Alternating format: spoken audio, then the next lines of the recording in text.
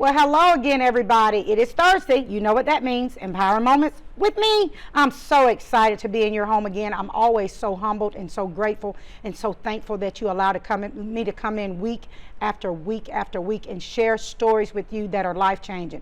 I ask God at this season to bring me change agents. People who know Him, they know purpose, and they have passion. And we will not disappoint you this week. We have some people in this studio, which is a wonderful studio, by the way, that are going to share some experiences with you, tell you how hard it is to get up, but don't stop to get up. And they will share with you what it takes to emerge into your destiny. So again, thank you. I welcome you, my two friends, Mr. Kelvin, who he's so cool, calm, and collected, and his wonderful wife, the Mosleys, Kelvin and Denise Mosley. Welcome them to Empowering Moments. Thank you so much for being here. Thank you for having us. I am so humbled that someone with a schedule like yours would take time to come and spend time with little old me. Not as busy as you. You know, but I tell God, I tell him, I thank him. Sometimes we go through transitions that we don't understand, but I'm very thankful that He allowed me to be a part of this platform. My prayer this year is that He catapult it and take it to the next level. So I'm very cognizant of who I interview. So I had people even tell me at times, you didn't ask me to be on the show. Oh, wow. I said, well, God didn't put you in front of me. Take it up with Him. Right. Because I'm specific. And I know you said that. Yes. Like, we don't have time to play with. Do you realize what we're going through in this season? Absolutely. We don't have time to play with God's people. I'm trying to get you, I'm trying to make an impact. I'm not trying to impress. And so that's why you're here, because I see the work you're doing. You're not trying to impress. You're trying to make lasting impressions. Absolutely. And the lasting impression you made on me was this past summer when we were at the Soul Sister Gathering. Yes. You brought some women together. Yes, and, ma'am. you know, brought all colors of women. And they say women can't be together in a room and get along. Right. Honey, we were crying, praying, laughing, joking. Well, that was probably all me with the laughing and joking. But eating good. Didn't we? Yeah. Well, and everything was just fantastic. Thank you. Your husband, I have to bring this up. When we pulled up, my husband was like, I know him. We went to school together. I was like, Lord, everybody go to Lafayette. I know. Everybody went to Lafayette, Alabama. Yeah, thank God. But he brought him in, but I was so impressed that he was ready to help us unload the car while he had a camera in his hand, showing me where I was supposed to sit. And he was talking about the team. Himself. He said, I had brought my team, and I was like, well, you a whole team. A whole team. He's a whole team. And so, how many years? We've been together 24 years. Right. We've been married 20. Yes. And so every time I see him, a lot like Felix, they're always such positive people. Absolutely. Always bringing support. So 24 years, you're the strong woman who's teaching us how to emerge. You're teaching us how the strength of a woman with the Soul Sister Gathering. You just released this book we'll talk about later, and we'll show them where they can get it. I'm just excited about it. Thank you. I told you, I think I inboxed you and said, child, you know I'm late, so make sure you have my copy. I can cash out. I got you. I'm so excited because support means everything. Everything. And so that's going to bring me to my friend here, Kelvin. Support. What can you tell these men that think that we don't need you, because we may need people out there? What do you bring to the table? Because I see what you bring to the table, because I have a you.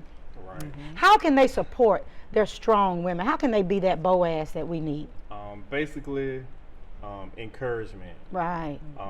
Being a platform for her to bounce ideas off of. Love it. And just knowing that she can depend on me no matter what happens or where she goes or what idea she brings to me.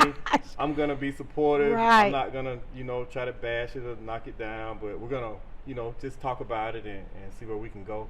But I love my wife, and I trust her ideas and the way she moves through life. That's a sermon right there. And he's always been that way. Right. Like, he'll tell me, say for instance, like at the beginning of the year, he'll be like, okay, we're going to do this, and I want us to do this. And I'm like, okay, whatever you say.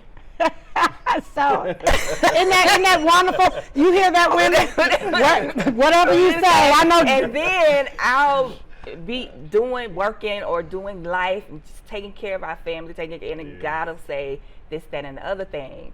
And then I'll have this whole conversation with God, like, okay, we're supposed to be doing this, and God to say, but just go tell him. Right. You know, and I'll let him know, and he's just like, okay.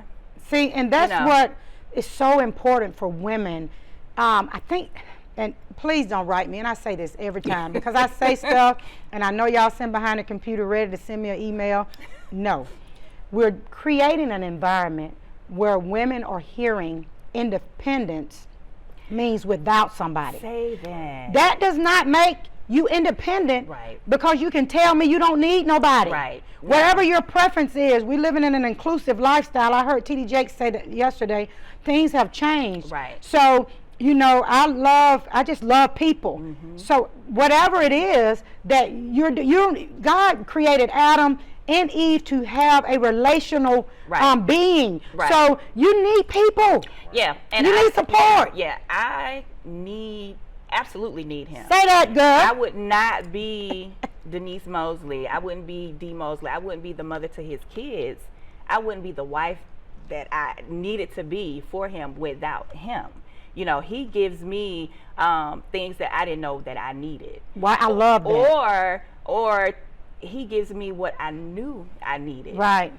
But I didn't necessarily know how to gain that or Right. to learn Ask that. for it or how to. 'Cause Right. we wasn't taught that. We weren't taught that. Right. You know, and growing up, you know, we missed some things. Right. And it was hard for us when we first got married because we missed some things. Right. But I think we grew up together. We did. Well, yeah. Talk about that. Growing up together, We Kelvin. absolutely did. Yeah, it's an experience. Right. Yeah. There's- You better ask Feely Bell. There's no manual on marriage, so No. you know everything that you go through. It's kind of a on-the-job learning experience. Oh, Right. JT. But you learn together, and that helps you to grow together. And Well, we're about to have a marriage manual. We're coming together working on a project, Felix and I talked to your wife about it. I have a book coming out, and I used a picture you took of me Yeah. for the cover, Yep. and I put in there with permission. I love that. But we're going to talk. We have a project coming out. How trusting God when you marry a mess. And MESS stands for making everything something special. And I want to talk to couples that feel the way that you all do. And say it's an experience. It is. You know, when I met my husband, when I met Felix, I was just devastated. I had just lost my sister. I was mean all the time, and he was just the calm to my storm. And I often laugh about, because we talk about having your wonderful children, about how important it is for a man. And I'm gonna say this boldly: a black man to be present in their home. Absolutely. You begin as an educator to notice. You begin to notice right away some of the patterns. And no, I'm not saying that single mamas have not been great parents, but we have to be specific and let them know that there are certain parts of that your son will miss, and your daughter. And it doesn't mean that you're not doing a great job. And I think sometimes when we say, especially as African American families, that the kids need a father, that all of a sudden we're bashing single moms, and that's not what we're doing. We're saying that I'm crazy, and Devin sometimes look at me and say she crazy, Yeah. but my daddy ain't as crazy. Right. Cause my mama, she'll just start acting crazy, and they be looking at me. Your kids ever do your? My son, his entire 13, the summer of his 13th year, he was angry with me all the time, and I could not understand. Right. You know what is the problem? You know, we just clashed. Right. And I know one day he just said, you know, I don't, you know, I'll just talk to my dad. Right. You know, I don't, like he was saying, I don't need you in this space right now. Oh, wow. You know, and I had to kind of pull back and just thank God that he did have The father. a father to go to. Right. You know, because you know they go through their things. To this day, I don't understand that whole 13 year. Jesus. But yeah, he had to. That was a moment, which I mean, their whole lives. I'm grateful that he's been the But father you that were he's really. been. But I was grateful to know that even not understanding where he was in that place, that he had his dad to be able to go to. And I can tell you what, those sons grow up to protect their moms. They grow up. Yes. I know Jessica be the reason I won't be in a nursing home. Right. But I feel the same. I told think Jessica. he said the same I told thing. Jessica. I said, look, don't separate me and my you know, that's not her biological father, but she loves Felix. She loves her. Yes. But I said, don't separate her. Put us in a home together. Look, he said the same thing. He said Yanni is gonna be the one that's not gonna put us in the home. So I don't know about he but they may get great wives. Right. Like I don't know, but that's funny. Yeah. So we have this great family unit. We talk about all these books that you got going on, these conferences that in this season is hard to have. Tell us about Dee Mosley, because I interviewed Tracy J, and that was one of, like this interview, because I can tell when my interviews are good. Like when they speak to me, this one has already spoken to me. Tracy J spoke to me too, and one thing that she was liberated in saying, I got tired of just trying to pretend for somebody. I just became me. So what does it take to be Denise? Oh my goodness. What does it take to be me? I just get up every day. I think my mindset has always been, I have to do what I have to do. Right.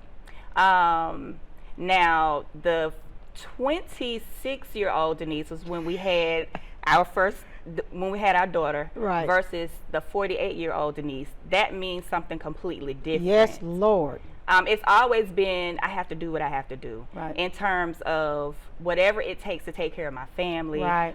Whether that means getting up at 2 o'clock in the morning to come to work, you know, being whatever I need to be for them. Right. But the Denise at 26 saying, I got to do what I have to do, came from such a hurt and angry place. Right. That I'm going to show you. Yeah. I don't need you. That's where I got me. That's where I Can you imagine being married to that?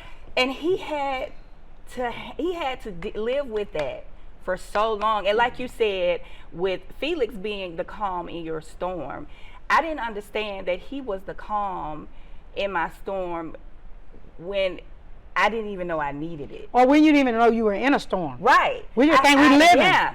Just think we're living angry at everything and everybody. And for me, back then, it was, I mean, it was the church. Right. Because I knew what God called me. I knew early that, that God called me to minister. Right. But I didn't know how that looked. Right. And plus, I'm too pretty for that. You know, back in the day, they made you feel like people in church look homely, can't have a boyfriend. Listen, I ain't finna be no preacher. Do you see me? No, girl, you crazy. But yeah, dealing with that for me was, I didn't know how to navigate that, because I came from, when God called me in the ministry, right. He called me in the ministry from Japan. Right. You know, I was in the military all the way across the water. Right. You know, and he was telling me, and then I was also in an environment that was receptive. Right. And inclusive. Yep. You know, I know. And nurturing. Right. Saying, you know, this is who you are. Right. This is, you know, we know who God called. But then I came back here. Whew, isn't it rough? You know, and it just, I had no clue. Right. Because when I left here, I was in the church because my parents. But the church wasn't in you. Yeah, but the church wasn't in me. Right. You know, so I wasn't paying attention to what it meant to be a leader in the church and all of that stuff. I had no clue. We went to Hat Day. So, hey, I'm at Easter speech. Yeah, and what was it? What with BT? What the summer thing? Bible. Yeah, vacation Bible school and BTU. That's all I knew about. Listen, we ain't no Jesus, just church. You ain't got to like it, because I ain't the pastor, but I know y'all hear me out there. They train the children to know Jesus. All these programs, you in fish boxes. You ain't learning God because you're too busy selling fish. Listen. You know, but they're gonna get me about this. We've been delivered from all of that. Listen, we're in a place right now we have no choice. We have no, and that's where we are. So, Mr. Kelvin, I love it when she described that your son. How do y'all are helping me? How does that sound or feel to you to hear that she need you, number one, and so do your kids? Mm-hmm. Like, I don't think we say that enough. I think I assume Felix knows I need him, but I told him the other day, I said, when you out there on the road, he said, I'm so unorganized and so detached that if he was about to die, he'll tell Jesus, I can't today because crazy is going to be worried about what time I'm getting on. Like, it'll will you to live. Yeah. I had to let him know, you better not die there, and if you decide to die today, you better die next weekend because I can't allow you to die today. I got this going on. So how does it feel to hear those words? I know y'all know we need you, but how does it feel when she says it? affirmation always brings a love and a calming sense to my spirit. And it actually, because men, we have feelings. Thank too. you. Please say it. We are emotional creatures. Yes, say it. Let them hear that. Loved, we want to be hugged and kissed and touched and told we appreciate it. Lord, And listen. And he says that it. more now. All the time. Yeah, and he says it He's more now. able to, he's more comfortable saying that now, as opposed to in the past we were so at odds. Right. But now we're free. We're free to love one another and to move together in what God called us to be as not only, it's not just about Denise. Right. And it ain't about me. I've learned that this whole thing that God has put together, what God joined together. Let no man separate. And created with Kelvin, Denise, Ayan, and Ian, it's a whole purpose and a ministry behind that. And a whole unit. Right. And it's a whole unit. And that he added me 2 little old grandbabies to that. Y'all are not quite there yet, but they bring a whole different dimension of joy. Mm-hmm. So we have the book, we have the conference, we have all these things going on. What do you feel like God purposed you for in this season? One thing, if you had to narrow it down to one thing, you have all these things, and how do they come together for one purpose? I think the one main purpose that God is calling us to in this season is to let people know you can do it. Yes. You don't have to do it alone. Right. I really believe that that's where we are. Right. With where God has called us in this season. Right. Oh man, I love that, and I love the way you said what God has called us in this season, and I love you say you brought out your whole family as a unit. So talk about this book. Get up. Yes, honey. Let's do that. Get up. That's it. And God, the 2 scriptures that I can reference to when we talk about get up, that God just kept resonating in my spirit, was the one scripture that we all know: the race isn't given to the swift, nor to the strong, but the one who endures. And then the one where everybody thought the little girl was dead. Oh yeah, and what did Jesus say? Jesus said she's not dead. She's just sleeping. What did he tell her to do? And then he just commanded her, little girl, get up. Get up. And then he called her from where she was. You finna preach now. I don't know how much. Little girl. Listen, listen. You about to preach now, cause now you about to go back to a place. Now that's why they need to get this book. Yeah. First of all, he called her from where she was. He didn't ask her to be anywhere else before he told her to get up. I think so many times we think that we got to be at these different places before God can raise us up. And that's what he was saying. Like, no, I don't care where you are. It doesn't matter where you are. It doesn't matter that you don't have the education that you think you need. It doesn't matter that you don't look like this person. It doesn't matter that you know that you need to be in this next place, but right now where you are, first you got to get up. Well, listen, I love that. I want you to talk to a lady right there and tell her why she needs to get up.